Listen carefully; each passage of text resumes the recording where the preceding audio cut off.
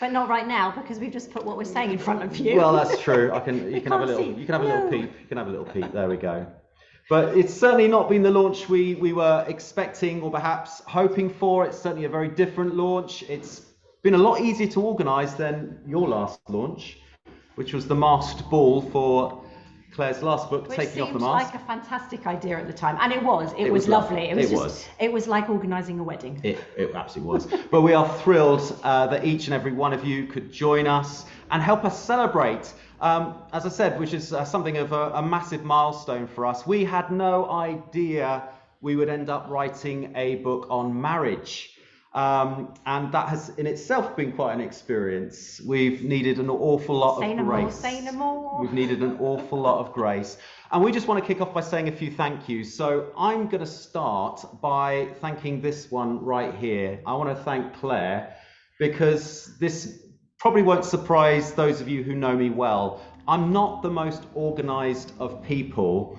And the very fact that we have a book is solely down to Claire and her, I was going to say persistence, her encouragement to actually get me to put pen to paper. And yeah, if it wasn't for Claire, well, we wouldn't have a book anyway. So I just want to thank you, Claire, so much for your vision, encouragement, and the fact that we've been able to do this together. Oh, that's lovely. And well, I want to say thank you to you. Gosh, it's all a bit cringy, isn't it? We can turn the camera off, it's fine. That you agreed to do it, because as we have said before, and as we said with Taking Off the Mask, Steve's quite a private person, so it is quite ironic that we are telling our story, and actually that he has written part of this book as well. So yeah, thank you for being willing to do that and to go on the journey that God seems to be taking. Why have you taken my notes away? That's not helpful. There you go. I thought you were busking it. No, I can't busk it, I'm tired. But there are some people that we want to say a special thank you to. And first and foremost is Michaela Hyde from Marriage Foundation and National Marriage Week. She has been such a wonderful champion of our book since we first chatted. I had a chat with her back in November and reached out to her. And she has kindly not only written the foreword, but she's also agreed to help out with the launch. So you will see her pop up a few times. And also to our publisher, Donna Harris, who will also be saying a few words later. And of course, to our panelists, who are also contributors to the book. That is Chine McDonald, Will and Lucinda Hart, and Patrick and Diane Regan. So you're going to see them all a bit later. And if they don't mention it themselves, I just wanted to take this opportunity to say that they are fantastic authors, which I'm sure most of you already know. And Patrick recently released a book called Bouncing Forwards. I'm going to show it now because I have it. He may well have a copy later as well. And Chine McDonald's book, God is Not a White Man, is out on the 27th of May. Very, very excited about both of those. And I actually also wanted to say a huge thank you to Will and to Patrick and Diane for all of the amazing well-being content that they've been putting out right the way through the pandemic. And that has really served us so well through the Mind and Soul Foundation and through Kintsugi Hope. I know we have really benefited from it, people that we know, people in our church. And finally, I wanted to say a huge thank you to the book launch team, who have been so great at sharing our message and also posting reviews and other messages about the book and doing loads today. So thank you so much. Yeah, huge thanks. And at the beginning of the book, we dedicated this to our parents, and both of us grew up in homes where our mum and dads modelled real sacrificial love. They both had challenges that they loved each other through. And I just want to thank them for the incredible model that they were to us. And, you know, and just an incredible, I suppose, a model for us to really push through the challenges that, you know, we all have in our marriages. Yeah, and it is quite poignant for me. I just wanted to read my part of the dedication out. My parents overcame many obstacles and differences to forge a deeply tender marriage. In its final years, Dad cared selflessly for all of Mum's physical needs, right up until the moment that she died, which happened while we were in the middle of writing this book. And I am so grateful for their example of sacrificial love.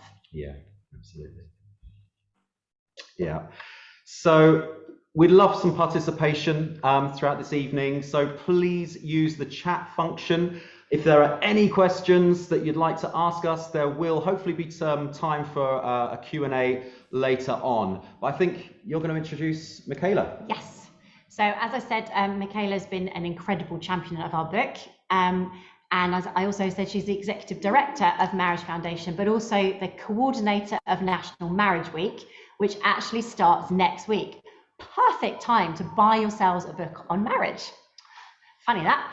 And she also has a weekly radio show with her husband, Nick, called The M Word on Connect Radio. And just earlier this evening, her brand new YouTube channel, The Relationship Hub, was launched with an interview with us.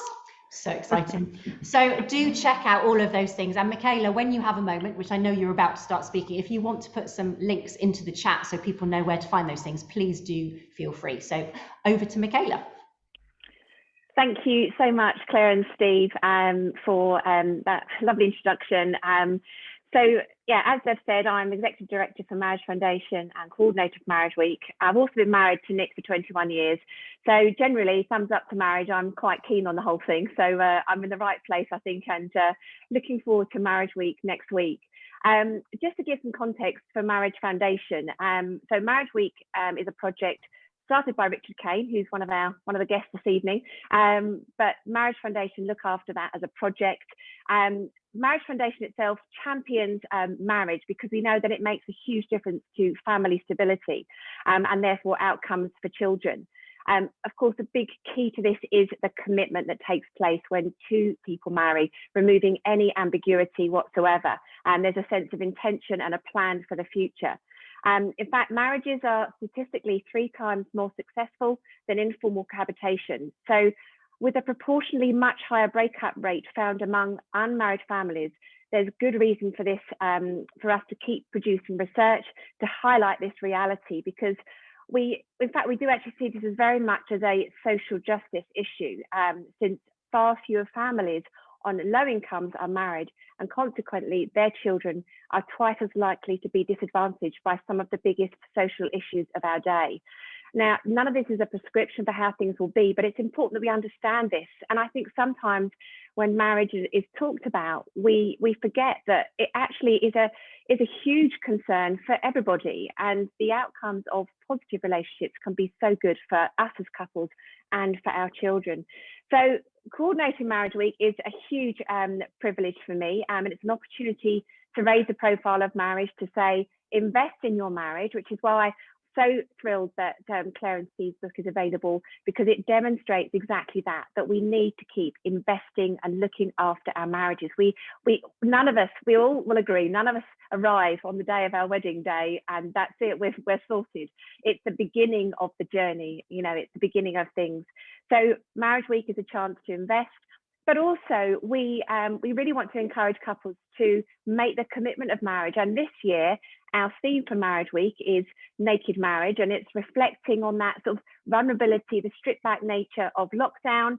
But for couples who aren't married, who perhaps chose to get married during the lockdown, with only a few people there, reducing all their costs, of course, as well. But actually the focus was the wedding, and that's something we want to highlight at Marriage Week as well. So when Claire got in touch with me in November, and we'd never met or spoken before, I just had this email through, and we chatted for half an hour, which for those who know me will not be surprised. And now that I know Claire, you'll also not be surprised. So we had a really good chat. We really hit it off, and I was really excited to hear about the book, and was really keen to be able to promote it. And I know Claire and Steve said, they're very grateful to me, but I'm grateful to them for coming to me with this story and saying, can we make this part of Marriage Week? I'm grateful to them because they've been willing to be vulnerable and speak openly about their marriage. And this is something we don't hear enough of. We don't get enough of this. And in terms of marriages growing and for us as we evolve in our relationships, learning from one another as well as from our own mistakes is so important. And it removes that facade that we sometimes see, that marriages on social media, etc., all looks all perfect and lovely.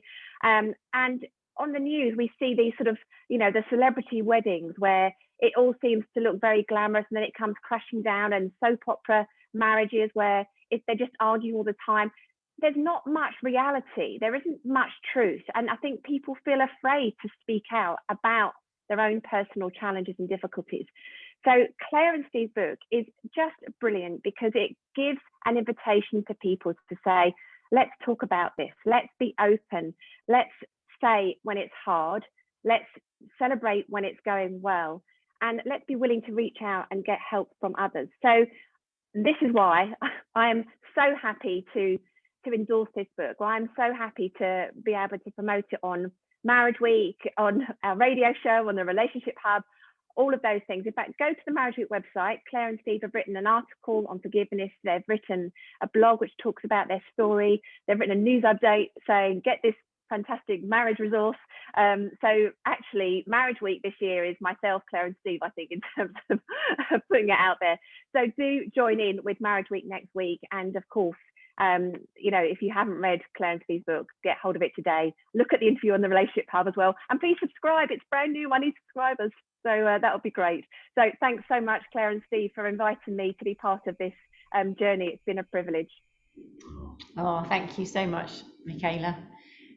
Okay, one other person who has been a great champion is Kathy Madivan. She's an inspiring speaker, a writer and a coach. She's actually started mentoring me, and she's always been so encouraging, and she's provided some fantastic endorsements for this book. She actually told us when we first asked her that she doesn't actually really like marriage books that much. So she was really relieved when she did start reading it and found that it was really honest and down to earth. And she said, in fact, she said it's something that she wished that everybody would read. Sadly, Kathy can't be with us this evening, but she recorded a short message, which our amazing tech friend Baldwin will hopefully be able to bring up now. His wife's pulling a funny face. He's nodding, so hopefully it's going to appear in a second.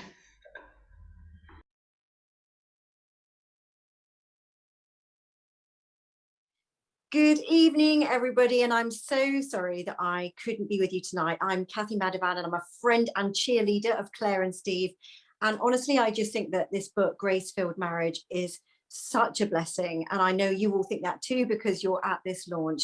And I really just want to send my love. I want to send my prayers. I want to cheerlead pom-poms if I had them. And just say, I really hope this book goes far and wide. And I'm praying blessings over you tonight as you celebrate this launch of this book into the world. Thinking of you all tonight. Have a great time.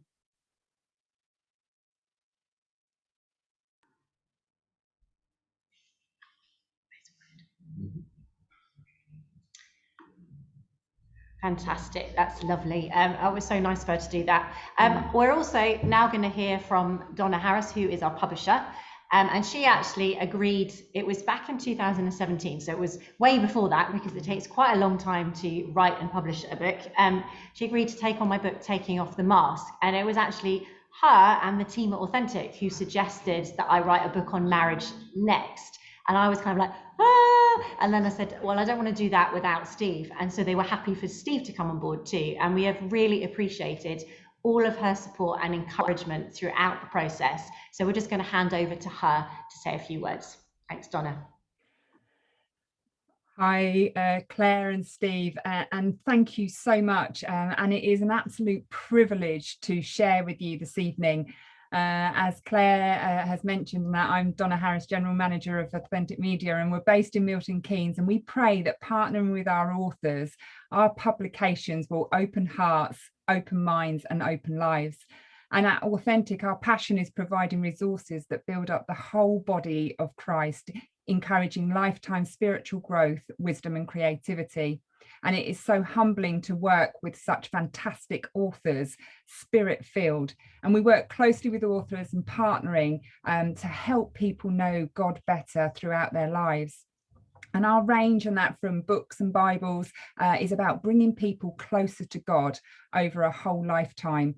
And the products uniquely tailor from a difference from sort of like we always say from 0 to 100 or above that or anything in between. But our products are full of real and inspirational stories of changed lives, which in turn can transform the lives of others. And we love working with authors and partners who share the heart for connecting people with God in new ways. And this is no exception for Claire and Steve. Claire's writing captures authenticity, no pun intended, but it was certainly very evident with your first book in terms of taking off the mask.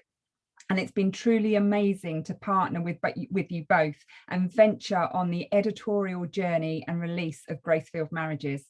From those early stages that you mentioned, Claire, and that in terms of, but working with both of you, with Claire and Steve, telling your own stories and seeing the birth of this book, the conversations that we had and the presence of God was really humbling, and you both trusting authentic to venture with you. Claire and Steve, along with other contributors, give a real refreshing, honest look at marriage and remind us that God is with us through all the ups and downs of married life, providing practical ways to build up on it and renew our relationship. You share those vulnerable moments, and your love of God, your commitment, your determination and hard work is so evident. And that hope and courage certainly is a reminder for us all. For every relationship needs, and we all have those experiences of those unexpected trials and difficulties. As we look back over the last year and thinking of lockdown, there have been more pressures on relationships. And while some marriages have thrived, others have found it a real challenge and in the period of lockdown and has had many difficulties. So this book is extremely timely. Your honest look at marriage, your warmth to encourage and share biblical teaching on marriage, forgiveness and grace is evident. And we at Authentic are so grateful to you, Claire and Steve, as well as all the contributors to the actual book. We're thankful. Like all of us here this evening, we join you this evening to celebrate and give thanks to God for Claire and Steve. It is a joy, honour and privilege to partner with you both in this journey. Claire and Steve, your commitment and desire to share God's word through your writing is a real blessing. And we are delighted to represent you as publisher, and we are grateful that you are part of the Authentic Media family. We join you here this evening in the launch of Grace-Filled Marriages, and we pray that it will be a real encouragement for all those that read it. It's also extremely, honoured to be a partner of the Big Church Read Initiative as well, and all of your work that goes on behind the scenes, both of you, so committed, and we look forward to the fantastic opportunities which enable churches also to be able to read the book together. And we hope and pray that it will impact the wider church family. Claire, Steve, massive congratulations for Grace-Filled Marriages, and our love and prayers are with you both. Bless you guys. Thank you so much. Thank you. That's wonderful. Okay, you've all just been sat for long enough. We're going to get all of you to do something now. Just going to make sure the chat can be seen. Well, we don't have to do that. We've got a friend doing that. Fantastic. So we're now, yes, we're going to give you a chance to win a free copy of the book. Sorry, this is for UK-based people only because we'll be posting it out. So we're going to ask a question. And this one, we're starting nice and easy because you've got a 50-50 chance of getting it right. And if you put the answer in the chat,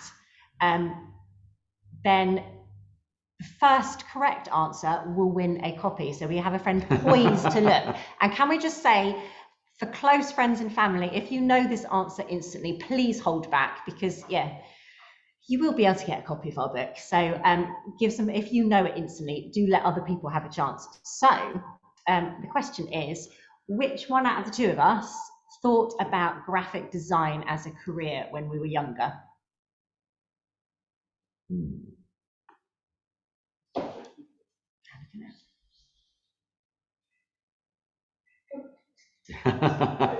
Interesting.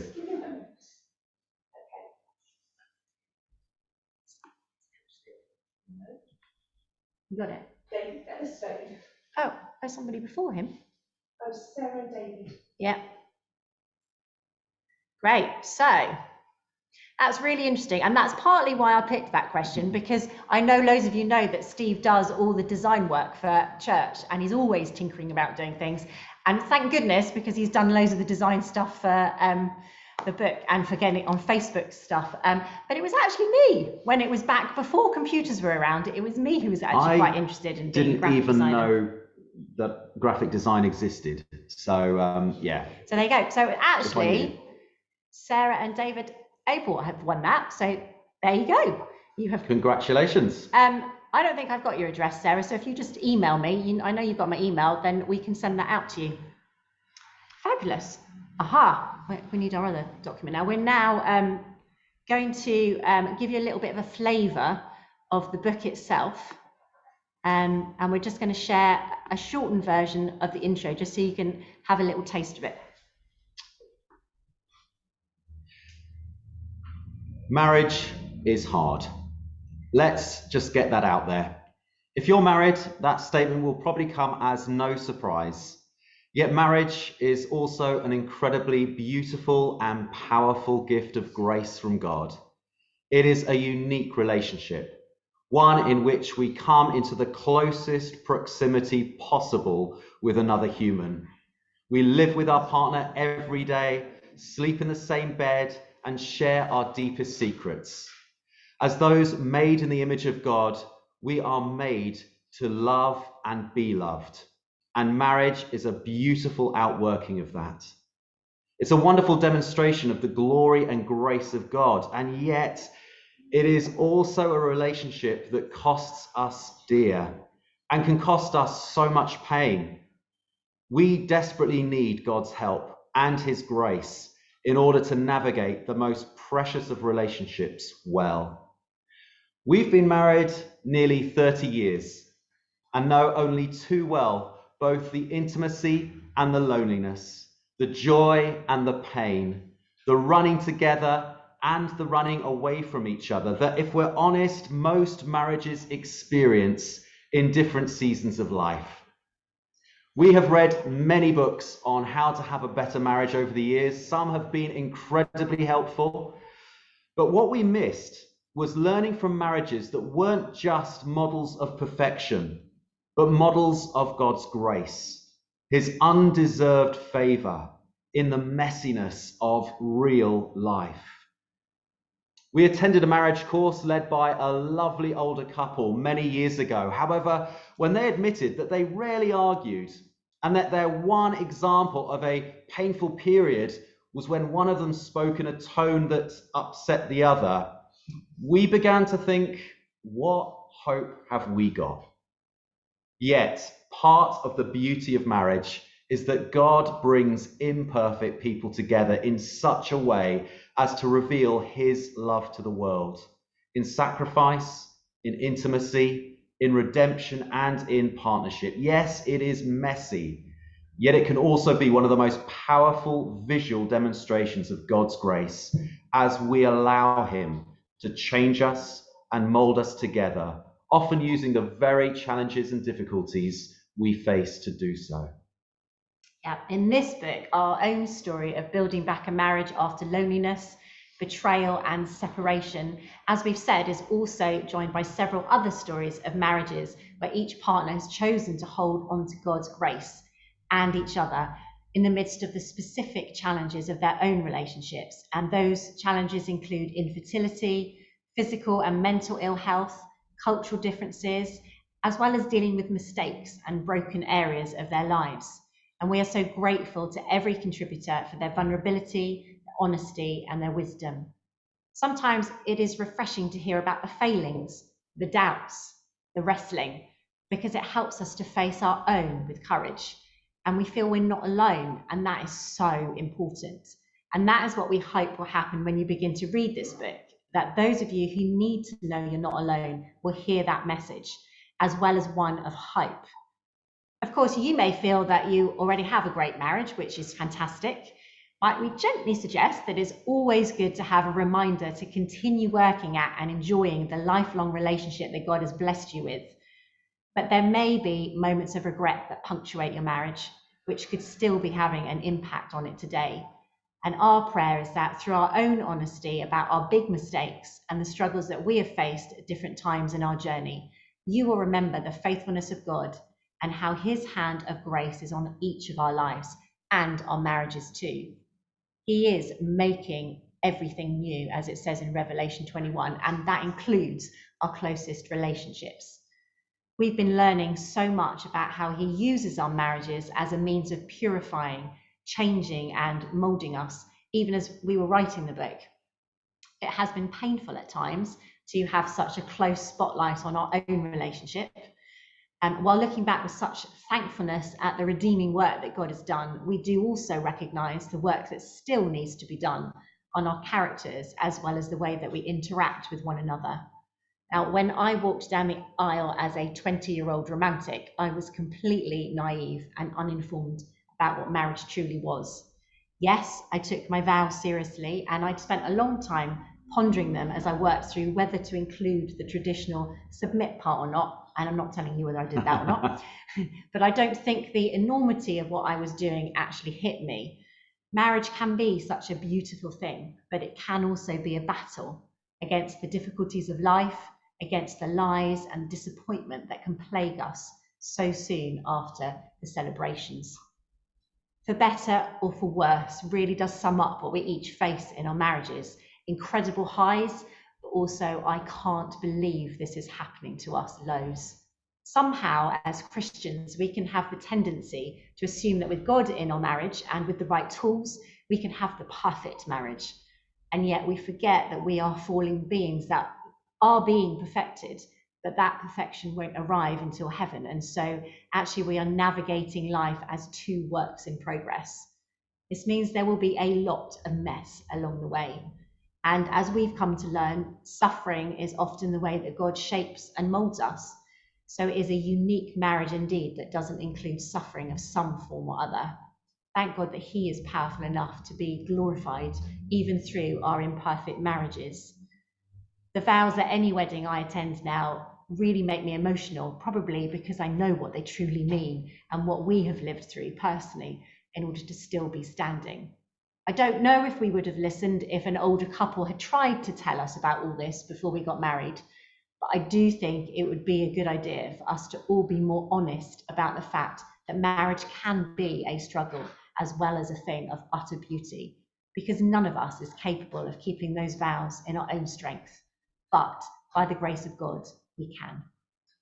The good news is that God is totally and utterly committed to us as individuals and as couples. Marriage was his idea, so he doesn't leave us stranded in it, even if it feels like that sometimes. But he gives us the strength to fight when we need to. So there you go, that's just a little taster of our introduction, but we're now going to hand over to Michaela and our panellists for a little discussion. Okay, so as Claire and Steve have just been talking there, they've explained that they've had some other contributors who've given their stories into the book as well. And some of them are here this evening to encourage us further in building resilience in our marriages when the tough times inevitably come. So thank you to Patrick and Diane Regan, to Will and Lucinda van der Hart and Chine McDonald for being willing to talk this evening about how they've overcome some difficulties and built resilience in their marriages. So first of all, Will and Lucinda and Patrick and Diane, you've coped with the unexpected that affected you physically and mentally. When Will, you suffered with acute anxiety and PTSD after the July bombings in 2005. And Patrick, you had to have some operations that were hugely grueling for you and afterwards really tough for you and Diane as well during that long recovery, which also affected your mental health. Huge amount for you, both of you couples to deal with. So question to begin with is, drawing on your own personal experiences, how do you think you coped with the pressure on your marriage, and how did you learn to support one another even when you were both emotionally exhausted and felt you had perhaps nothing left? So Patrick and Diane, Patrick, could start with you. Well, hello Michaela, lovely to see you again, and everyone else. And you too. So when you love someone, when you get married, it's in sickness and health, and you never expect that what that actually means until you're thrown into it, and you try to prepare. In our case, we knew it was coming, and I tried to prepare, but it wasn't a good preparation. Everything that I looked up was just negative reading, telling me that Patrick was going to be having a major surgery, and everything I read in turning your role as a spouse to a carer was that these people ended up being resentful, they ended up being isolated and lonely, and it was everything I was scared of. So I had to go into it with this absolute fear. And I have to say that when you love someone and you're caring for someone who's going through deep distress, deep pain, it's affecting them physically and mentally, it is impossible for it not to affect you. And it did affect me. And I knew that I had to be the strong one in this case, even though I didn't feel very strong. So for me, I went to the doctor and asked for some help, and I ended up going on some anti-anxiety medication just because the panic attacks were getting too much. And just the stress and the having to look after 4 other children as well. So it did impact me mentally, impacted me physically. I was exhausted. It impacted me socially because it was very isolating and lonely. But I also know that Patrick, he walked into that hospital and yet he didn't walk again properly for another 6 months, possibly a year, and huge admiration and huge respect. So it was a different relationship that we had, and it's still different now, but it's, I hope, stronger. So yeah, definitely an impact. And so how would you say you were, I mean, do you feel that having gone through that, you said, yes, definitely stronger. What do you think was the key to building that sort of sense of resilience, going through the really tough time when you felt you had nothing, to then moving on to feeling like you were in a place where, okay, we're moving forward and we're growing, we've built some resilience to kind of prepare us for the next stage? For me, it was having to accept what was happening and realizing that things were going to be different. And then I see it as a bit of a dance. You have to change your position, you have to change the tempo, you have to change what's expected. And once you accept things, it's easier to get into some kind of rhythm. Yeah. And Patrick, what would you say to all of this? There's lots of questions that I've thrown in there, but if you can follow all of that.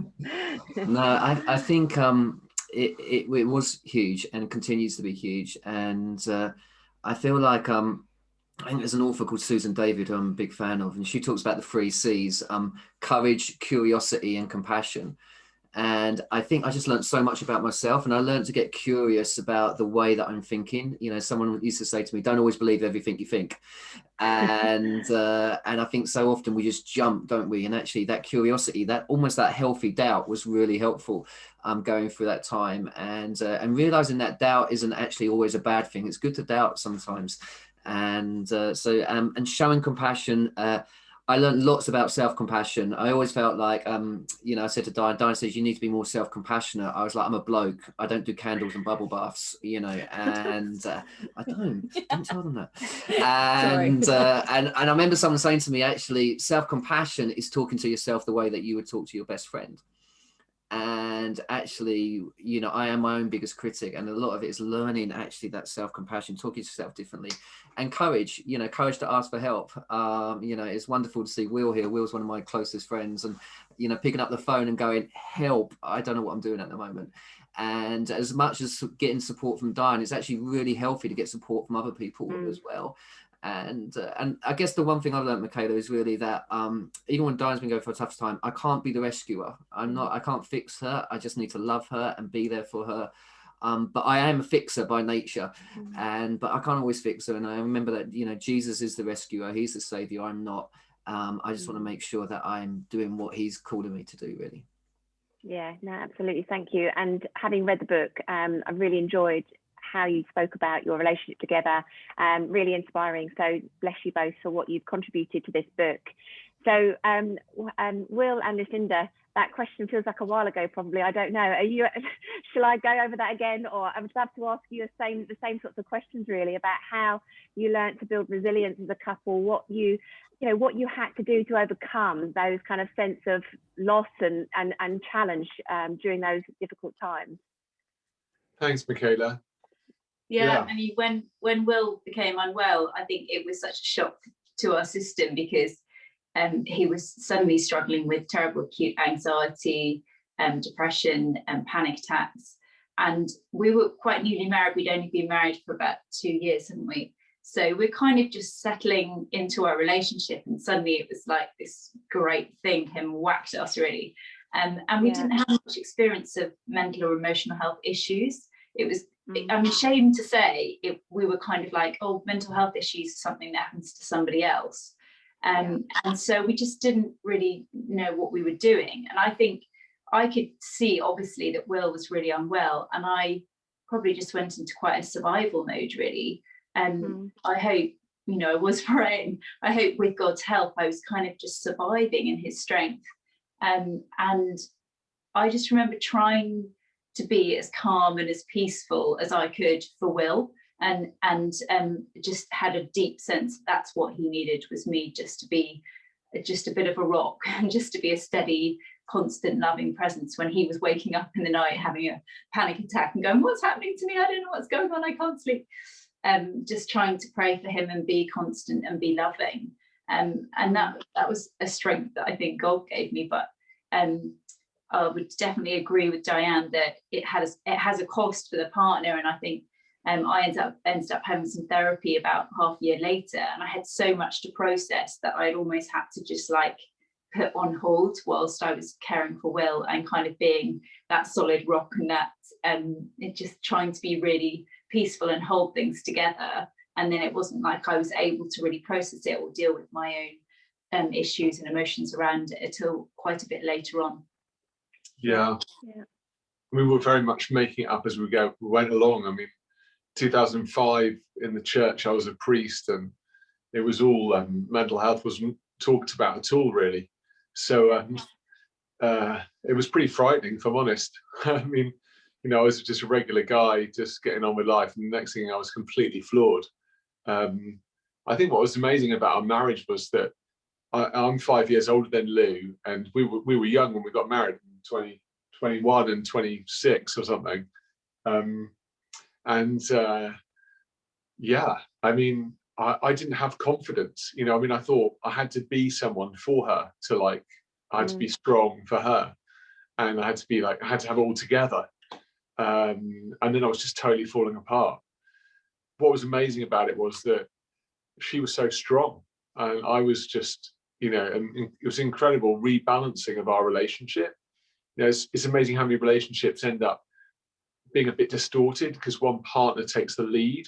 And actually, I think God's called us to a real sense of mutuality, to like, you know, when one falls into a pit, the other one can pull them out, and vice versa. I think what happened in our relationship was that I just found so much sort of respect and kind of wonder at Lou's strength, especially as a 23-year-old or something.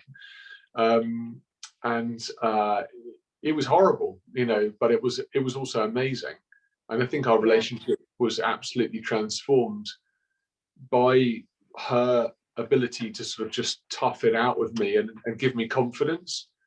And I think we've never looked back, you know, in a negative way, because rather than me being a kind of typical kind of slightly patriarchal male leader in our relationship, I'm like very much in awe of Lou, and I feel like our partnership is very, very equal. If anything, I feel like I'm the second player in our relationship.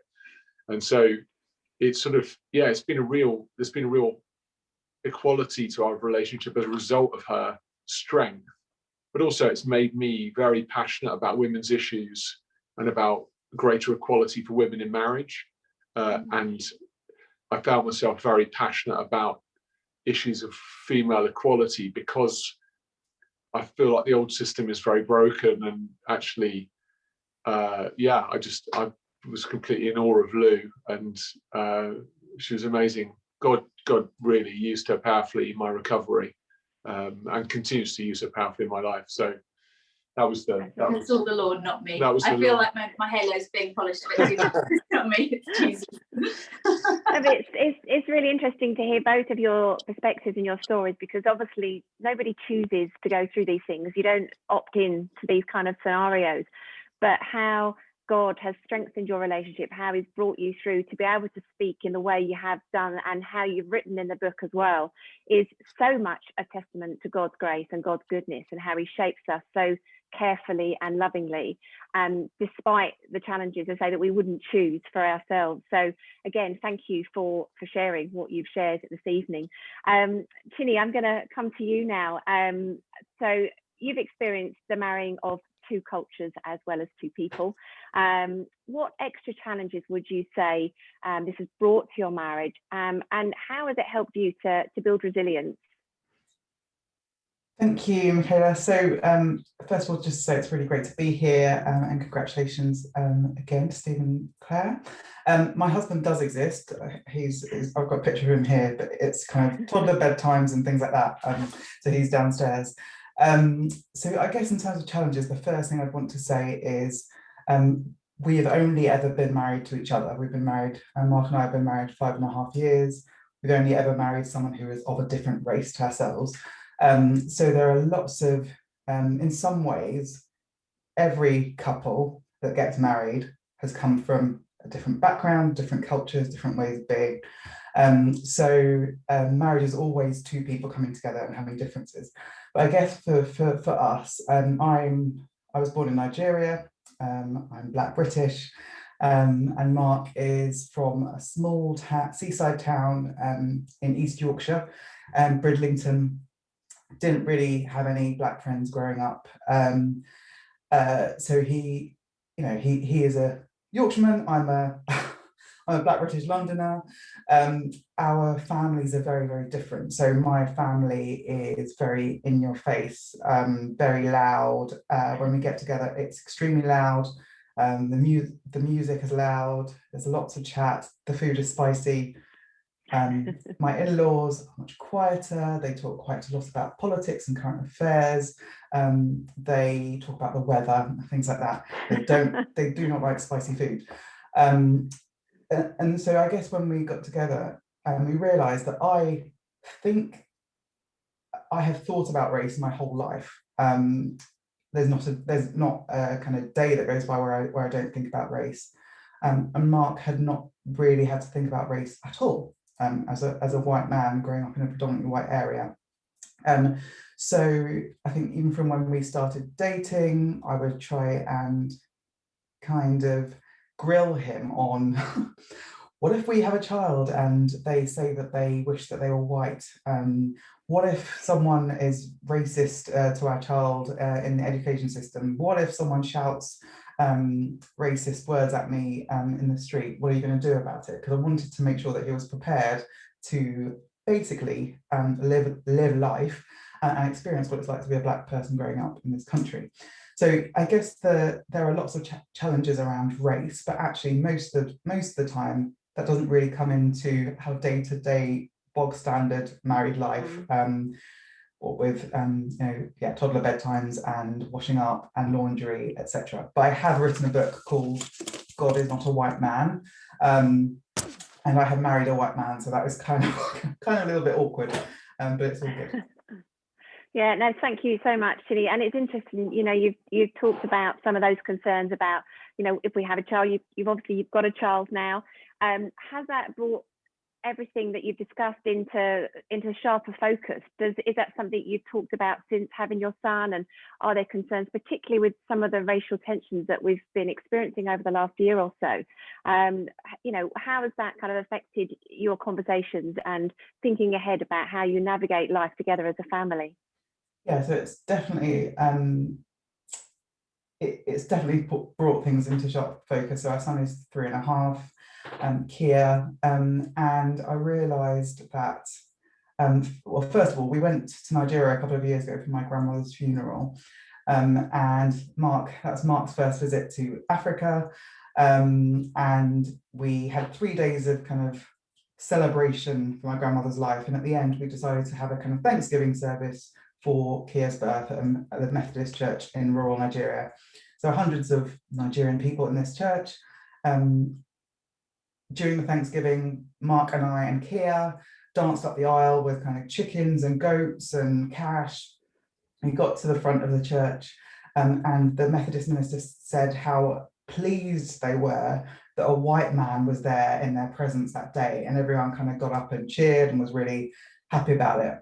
And I found that really interesting, because I thought, that isn't it, as a white man in a predominantly black space, it's white men that are seen as having the power. So it's kind of, for me, that was a really interesting way to understand kind of white maleness and the differences. But for him, because he has got a biracial child, he's very much invested in the future being better for our child. So we are kind of, it's part of his what he wants as well for the future in terms of racial justice, is for it to be more equal. And I guess I'll end with just a story around Keir. When he was 2, he got obsessed with the colours of things. So the colour, that tree is green, the sky is blue, etc. So I said, what colour is mummy? And he said, brown. And I said, what colour is daddy? He said, pink. And we said, what colour are you? And he said, grey. And he looked really disappointed. And I realised that I'd married the right person when Mark said, you're not grey, you're golden brown. And his eyes lit up, and he's just, he is obsessed with being golden brown. That is his favourite colour. And there is, for him, this specialness in being golden brown. And for us, that's the image of God, displayed in him. Yeah, brilliant. That's a great story. Thank you so much, Chine. Claire and Steve, do we have time for one more question, or do you need to move on? Because I'm conscious of the time. Yeah, just do it. It's great to hear from you. Okay, so this is actually a final question then for everybody to sort of dip into. So the past year has obviously been a difficult one for all sorts of reasons. Some marriages have actually been strengthened. In fact, Marriage Foundation did some research showing that twice as many marriages did well compared to those who struggled. But obviously, whoever you are, it's been pressurized for lots of people. How do you think we can emerge from lockdown as more resilient couples? What advice would you give, and what's been your experience of resilience throughout lockdown? Shall I start with Will and Lucinda, because you're on my top right-hand corner at the moment? Thanks, Michaela. Yeah, I mean, my advice to people is to don't make any decisions. It feels like the absolutely worst time to be making any life-changing decisions right now. And sometimes people feel claustrophobic in their relationships because actually they're just introverts who've been forced into being in close proximity with people for a really long time. So their claustrophobia, which is effectively just a trait of their personality, becomes the energy with which they might begin to disconnect from their partner. And I would just encourage people to take a really long view out of this pandemic. Don't make any decisions. Assume that most things that they're experiencing emotionally are in part a result of the pandemic, and that everyone's relationship is different. Some people work hand in glove. Other people work like a Venn diagram where they need their own circles and then a circle of contact. And that's absolutely fine. What we're not all called to is a kind of hand in glove style relationship. And therefore, if you're more of a Venn diagram couple, you're going to have found this period particularly difficult. It doesn't mean that your relationship's dysfunctional. And I would just encourage people to take their time and not make any rash decisions. Give it 12 months from now, but don't, if you like, start disconnecting because of whether you think you're compatible or not. Circumstances in this setting have so much influence over how you're feeling right now. So that would be my best advice. Yeah, I think my top advice would probably be, if you can manage to re-establish your marriage time, to encourage you to go for it. I say that because of chatting to quite a few married friends who said that one of the hardest things is, in terms of their relationship, has been obviously that we haven't been able to kind of, if you've got kids, go out for an evening together and just get quality time, the two of you. I know one of the sort of adaptations of that we've done over the last year has been going out for some walks together. And in the first lockdown, we lived with my parents for 3 months. And so we kind of, one of the great benefits is we had on-tap babysitters. And so we just would try and go out for a walk, but it would be like half an hour, maybe every evening or every other evening. Whereas normally we would try and have like an evening that we set aside, the whole evening just for the two of us. And I think for a lot of people, that's had to go. And then, so I think my encouragement is, if it's had to go, bring it back, because it's easy just to get into that habit of, oh, we don't really do that anymore. And I know for us, just over the whole course of our 17-year marriage, having an evening a week and some quality time set aside has always been the thing that has just really helped us to stay on track together. So if it's gone, I'd say bring it back. Yeah, brilliant. I think absolutely, you know, the whole date night, keeping that time, you know, set aside, being intentional is such great advice, you know, throughout your marriage. So brilliant. Thank you. Patrick and Diane, what would your comments be?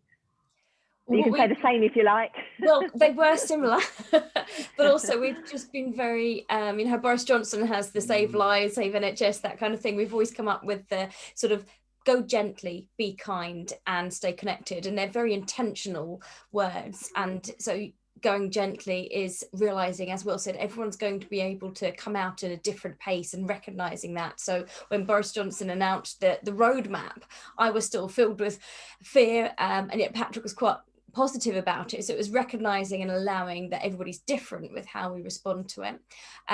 Being kind is being self-compassionate as well as being kind to others. Just a smile. I know with masks on you can't always do it, but you know, the intention's there. But also the stay connected, that's been an intentional thing as well. So like Lucinda said, and you have a date night, even though it's not always easy. It was our 25th wedding anniversary. We had big plans. We were going to go away. We wouldn't go away, but we had to instead adapt and change it, and we had a lovely evening at the bottom of the garden, just the two of us. So but what are you laughing for? I enjoyed it, but anyway, yeah, so anyway, you move on now. Keep laughing. I heartily endorse the bottom of the garden. You know, we've got a little spot at the end of our garden, and honestly, one of the loveliest moments throughout lockdown. So absolutely, end of the garden, marvellous. We have a nice cabin at the bottom of the garden. It's not just hanging out at the bottom of the garden. It is lurking around. We redesigned it. We know how to enjoy ourselves. We got a takeaway and we did an online date and it was quite fun. But anyway, you've ruined it all. Excellent. Perhaps you could write this up as a tip to how to spend your 25th wedding anniversary. It'll be marvellous. So thank you. Chine, to you then, finally, in terms of that lockdown experience, what have you and Mark learned in terms of resilience, and any thoughts or advice for couples? Yeah, so I think for us it's around that stay connected part, and it has, you know, when our routines went out the window and the kind of normal life went out the window, we have had to kind of feel our way into creating new routines that mean we stay connected. So small things like, we used to take it in turns to take Kia to nursery, but we now every morning go together. So at least we've got a half an hour walk at the start of the day, just with each other. And we also just carve out time just to be silly and have fun, and to laugh, even if it's just watching silly things on TV, like Taskmaster always has me crying with laughter. Things like that, I think, are great. And little ways to have dates at home, like we do a lot of dine at home, nice things where we dress up and pretend like we're in a restaurant with a nice playlist and things like that. So yeah, staying connected and having fun and being connected. Brilliant, absolutely brilliant. Thank you so much to all of you, and for everyone listening, you've got a sense of the calibre of the contributions to this brilliant book. So get hold of that book, I would say. Claire and Steve, over to you. Yeah, and I just want to add our heartfelt thanks to you guys for the richness that you have brought to our book. And, you know, our book wouldn't be half of what it is without your contributions. So thank you so much. And also for the richness you bring to our own lives in the way you courageously, vulnerably and honestly share your stories. There's such power in telling your story. So thank you again. We so appreciate the gift you guys have been to us. Yeah, and just taking the time out to be with us tonight. Yeah. We are hugely appreciative of you coming, so thank you. We're also huge Taskmaster fans, so yeah. Yeah, we would have a big thumbs up to our daughter who's sitting behind as well. So that's something that we do as a family now. Now we are going to do, I recognise we're going to probably go over a little bit. Sorry guys, we will try and keep things as speedy as possible. But this is the bit where we get humiliated probably, because we thought we'd have a little bit of fun and we asked Michaela to do a Mr. and Mrs. type game with us. We've got no idea what she's going to do. So no idea how well we're going to fare, but we thought it would give you all something to laugh at, even if it's, looking at the awful marriage pictures here that we've got on our little paddles. 30 years ago. It's not 30 yet. Nearly. Almost. I should get you to do something in the style of Taskmaster. That would be fun, wouldn't it? I think we'd all enjoy that. No. No, I'll stick to some questions. So the idea, everybody, is we're doing a bit of a Mr. and Mrs. So I will ask a question. So an example question would be, who is most likely to give someone their last Rolo? And Claire and Steve will need to put up a paddle and indicate who that should be. And someone's going to be writing the scores down. Is that right, Claire, yes. when we spoke? Emily, put your phone down and start writing the scores. Yes, our daughter's going to do that. Thank you. Because, you know, we want there to be a winner at the end of this, don't we? So I did go through, and I think I picked out some nice questions for you. So I hope you'll enjoy them. And for everybody else, we'll learn quite a lot about them from their book, but we'll learn some different things this evening, I think, from this little mini game. So, okay, who is most likely to go bungee jumping? Okay, well done. One each there. Okay, who stops to look in a store window most often? Well, that depends what it is. If it's an estate agent, Steve. If it's a shop, if it's a shop, probably me. Okay, very good. Okay, so right, now this is a good one, and we'd like to know details here. Who has the most annoying habits? I'm going to be chivalrous. What is it? and there's Claire being honest then, is that? So what are those annoying Clothes habits? on the floor? Yeah, clothes on the floor, which actually I have to say both of our kids have, So I have 3 lots of those, which is particularly annoying. Losing things. And getting so easily distracted, which that just gives you a little bit of a taste of what it was like to actually write a book together. And even actually, as we were preparing things for today and the launch, I would have been all done and dusted by the end of yesterday. We were up to the wire because Steve kept getting distracted, partly trying to find photos for this, which is why we ended up with our wedding one. And they are marvellous as well. I think the paddles look very professional. This looks like a professional TV show. I mean, it's brilliant. It's marvellous. Okay, so next question then. Who is most likely to embarrass the other in public? Ooh, that's a good one. Well, I'm actually going to be very gracious. I was kind of going to do that. Yeah, now, we had a conversation on the way back from picking our daughter up from school, and Steve was saying such awful jokes. I was like, Steve, you never used to be this corny. When did you turn into a person who does dad jokes all the time? Took me a while to settle into dad joke. But I was being gracious because actually, this is being very honest. I think partly when earlier on in our marriage, when I was so het up and so bitter, I actually used to take out that kind of thing by embarrassing him in public.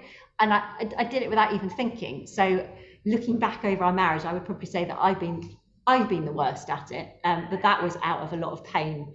So dad joke thing's much funnier. So we'll go with that one. Go with that. That sounds good to me. So who would you say is the worst loser? Who has a tantrum when they don't win a game? Claire, you put that up so quickly with such confidence. I mean, I'm in no doubt. Competitive, that's why. If I don't win this, that's it. I think it might be on the winning side so far. That's why just to make sure he wins. Actually, I'm saying who's won. I mean, maybe Emily, she should be the judge of who is winning, who is getting these right. I mean, that would be an interesting one. So maybe Emily can give her perspective and thinking who's been the most accurate here. Is it Claire or is it Steve? Oh, she just said dad. That's a bit of a bummer, isn't it? All right, okay. So who has the best fashion sense? I'm looking at Emily now. I'm only saying that because Emily is, she's quite opinionated and tells me what she thinks. So hopefully that helps me. Very good. Okay. All right then. So who eats the healthiest? Who is the healthy one out of the two of you? Ooh. Yeah. So salad every day for lunch. Yeah, he does. He does have his times where he just really kicks into health mode. But I have to say, all 3 of the other people in our house eat chocolate for breakfast, which I think is disgusting, as in chocolate spread or cereal with chocolate bits in it. Apparently it's not breakfast if it hasn't got chocolate, which I certainly would not do that. So chocolate spread on chocolate. Yeah. So what I'm getting a sense here is that, Steve, that actually you're quite miserable when you lose. You don't have great fashion sense and you eat pretty poorly. So we'll see if we can shift this. That's pretty good. That's pretty accurate. Yeah. Let's try and shift the balance somehow. Okay. Okay. Who is most likely to leave present buying until the last minute? Uh-oh. Who would that be? Oh, wrong question, Steve. What can I do? How can I rescue this for you? Okay. What about? Okay. Who finds it easiest to fall asleep when in a moving vehicle? So if you're in a moving vehicle, who would find it easiest to fall asleep? Mainly because I'm driving. Well, that is a good thing. That is reassuring, isn't it? He doesn't like being a passenger, and I don't like driving. So yes, I'm normally the one that's sitting there falling asleep. Okay, fair enough. Right. So, okay, this would be an interesting one. Who is the most mature? Now you can answer that in different ways. How rude! Well, I'm older than you. Well, yeah. I don't know. I'm doing that because I think it'll be interesting. It's different. Emotionally mature. Steve has a very deep wisdom, which yes. So I'm saying something nice to you now. That's impressive. How deep is that wisdom, Claire? Sorry? How deep is that wisdom? Is it very, very deep, or does it come to the surface often? I mean, how deep are we talking here? She's yet to find it, but yeah, it's no. No, yeah, he is somebody that I know I can rely on for good, wise, godly counsel. Yeah, there you go. You're not very good. That's nice. I think that's things are kind of lifting up for you now, Steve. That's very good. Okay. Let's see what else have we got here. Okay, who makes the most effort on Valentine's Day? Ooh. We don't really make masses of effort for Valentine's Day, do we? It's because it's every day for us, you know. Well, obviously, yeah. I don't know. I've just lost a point. Have you taken one off? Good, thank you. I reckon we're probably quite even. Yeah, I think there's a bit of a perhaps you don't do it in a big way anyway, maybe, so it's a bit sort of as and when, is it, for both of you? Just seeing how your mood takes you. We take a bit more of an opportunity to do things to affirm our kids on Valentine's Day, actually. We do something for each one of them. So, very good. And that's down. Maybe I should do that. Okay, we've got time for a couple more, do you think? A couple more? We are going over, so if anybody has to leave, we won't be offended. Okay. But yeah, do a few more, because right. I've got two more. Let's just do these two more, I think. Okay, so who spends the most time on social networking sites? Ooh, I think that's probably... Because I'm not on Facebook.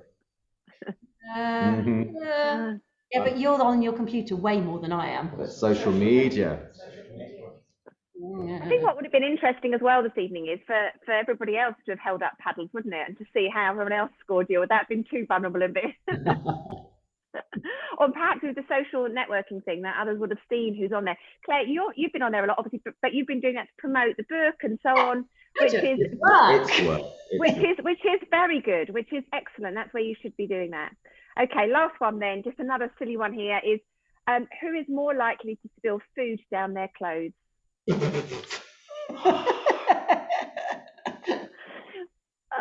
Oh, Steve, I don't believe it. I'm sure it's not true.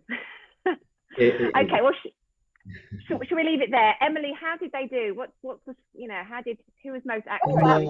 Apparently it's a draw. It's a draw. How very amicable. Steve lost one. Because he was naughty and he lost one. We're now on a draw. So he would have won if he hadn't been so cheeky. That's all right. I'm mature. I can handle it. Oh. Very good. Well, thank you very much. There's plenty other questions there, but we'll leave those now. I think we've probably heard enough this evening. Thank you very much, Michaela. Pleasure.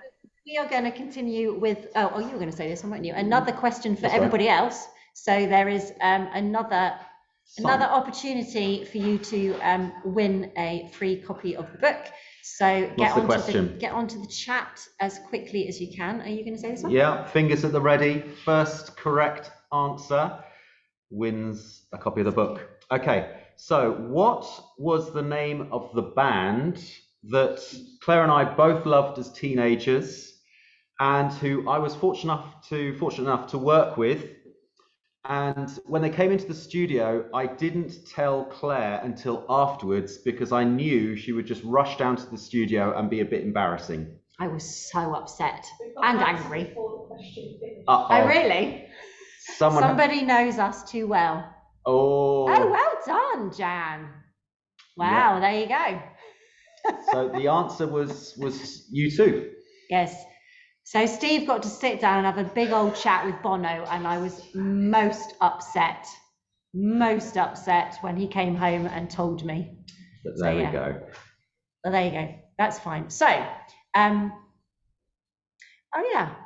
what we were going to do now was, if people had to put some questions in here, we were going to do a Q&A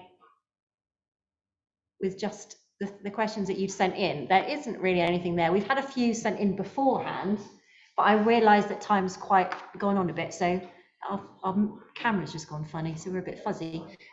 So we'll just pick a couple. I think you should do that one. That's a really good question. Yeah. So I'll ask you this question. Okay. How do you communicate your needs better when you struggle to recognise your own feelings and needs? So I'm one of those people who really struggled to recognise what my needs were. And so how do you communicate what you don't really know? And the answer is not very well.